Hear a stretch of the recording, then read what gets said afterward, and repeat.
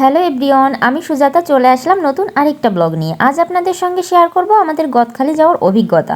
আমরা যখন রেল স্টেশনে পৌঁছাই তখন ট্রেনটা ছেড়ে দিবে, হাতে একদমই সময় ছিল না, যার কারণে আমরা প্রচুর দৌড়াচ্ছিলাম। দৌড়াতে দৌড়াতে আমার পা একদমই চলছিল না গাইস। আর একটু দৌড়ালে আমি মেবি ঘুরে পড়ে যেতাম, আমি আর হাঁটতে পারতাম না। অনেক কষ্টে আমরা ট্রেনে বসতে পেরেছিলাম, মানে ঢুকতে পেরেছিলাম ফাইনালি। এরপর হচ্ছে বসার পরে একটু শান্তি লাগছিল। আমাদের ট্রেন ছিল হচ্ছে 6:30-এর দিকে, আর বের হওয়ার কথা ছিল 5:30-এ, বাট এতটাই লেট হয়ে গেছিলো, আমরা 6টার দিকে বের হয়েছিলাম। অনেক কষ্টে আমরা রেল স্টেশনে পৌঁছাই।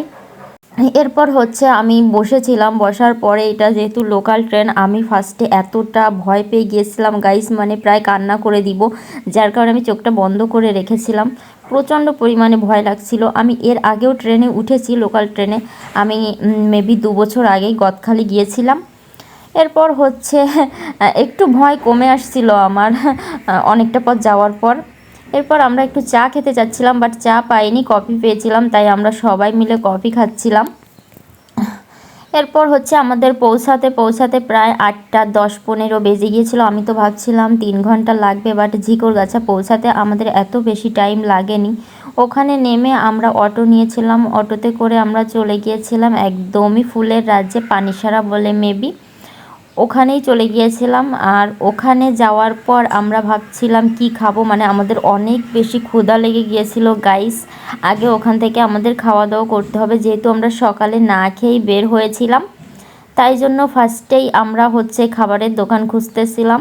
ওখানে অনেক খাবারের দোকান আছে, বাট আমরা হালকা কিছু খাবো, যেহেতু অনেকটা দূরে এসেছি, আবার আমাদেরকে ফিরতে হবে। তাই জন্য আমি নিয়েছিলাম খিচুড়ি, আর আমি খিচুড়ি খেতে অনেক পছন্দ করি। আর সবাই নিয়েছিল পরাটা আর ভাজি, শুধু আমরা 2 বোনই খিচুড়ি খাচ্ছিলাম। আর খিচুড়িটা সত্যিই অনেক মজা ছিল। এখান থেকে খিচুড়ি খাওয়া শেষ করে আমরা গিয়েছিলাম ফুল কিনতে। এখানে ফার্স্টেই এই যে ফুল কিনে নিয়েছিলাম, মাথায় দেওয়া হয়ে গেছে অলরেডি। আর এরপর হচ্ছে দেখতেছিলাম কি ফুল নিব, জাস্ট আমি এমনি ভিডিও করতেছিলাম। ফুলগুলো কিন্তু অনেক বেশি সুন্দর ছিল। আর ফুলের রাজ্যে আসলেই এমনিই মনটা ভালো হয়ে যায়। যতটা কষ্ট করে আমরা এখানে এসেছি, আসার পর মনটা অনেক বেশি ভালো হয়ে গিয়েছিল। আর সকালবেলা যেহেতু আমরা এখানে পৌঁছেছিলাম মনে হয় 9টার দিকে, লোকজন অনেকটা কম ছিল, আরও পরে হয়তো লোকজন অনেক বেশি হবে। আমরা যখন এসেছি সত্যিই লোক অনেকটা কম ছিল, মোটামুটি কম। এরপর আমরা ফার্স্টে একটা পার্কে গিয়েছিলাম, সেখানেও 50 টাকা করে টিকিট ছিল। ভেতরেও অনেক ফুল, আর আমরা সব জায়গা ঘুরতে পারিনি, অতটাও টাইম নেই। আর যেহেতু প্রচণ্ড পরিমাণে টায়ার্ড ছিলাম, তাই অল্প জায়গাতে ঘুরেছি। পার্কের ভিতরে কিন্তু অনেক জায়গা গাইস, ঘুরে শেষ করা যায় না। আর এখানে আমি একটু স্লো মোশনে ভিডিও করছিলাম। এখানে প্রজাপতির মতো কি দেওয়া ছিল, খুবই সুন্দর ছিল এটা।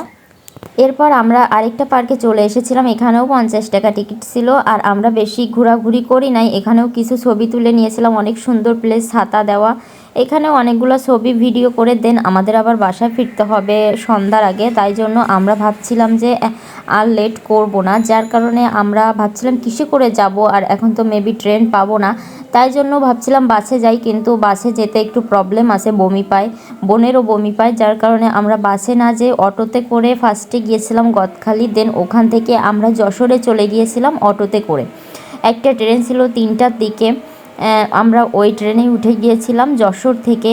আর আমরা প্রায় নেমেছিলাম কটার দিকে, 7টা না এরকম মেবি কত বেজেছিল। আর আমরা দাঁড়িয়ে গিয়েছিলাম অনেক কষ্ট করে গাইস, মানে একটু বসতে পারি নাই, অনেক কষ্ট হয়েছিল। এরপর আমরা খুলনাতেই নেমেছিলাম, ওখান থেকে নেমে আমাদের ক্ষুধা লেগে গিয়েছিল, তাই সুলতান ডাইনে গেছিলাম, ওখান থেকে খাওয়া দাওয়া করে দেন বাসায়। টাটা।